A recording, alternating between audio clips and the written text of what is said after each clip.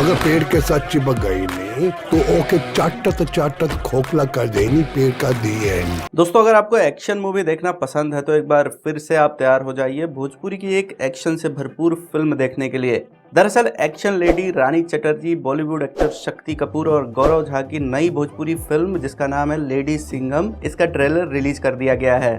दोस्तों भोजपुरी की यह फिल्म एक्शन और ड्रामा से भरपूर है जिसमें एक बार और एक्शन क्वीन रानी चटर्जी धमाकेदार एक्शन करते आपको दिखेंगी।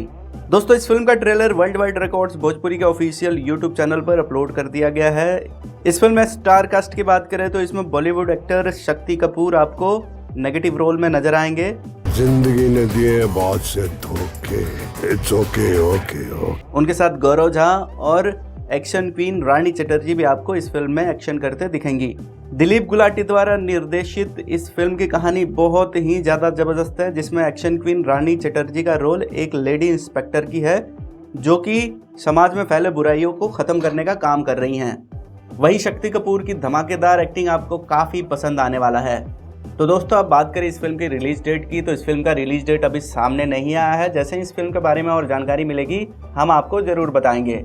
तो दोस्तों इसके लिए आपको ज़्यादा कुछ करने की ज़रूरत नहीं है, बस आपको इस चैनल को सब्सक्राइब करके रखना है ताकि ऐसे इन्फॉर्मेशन आप तक पहुंचते रहे।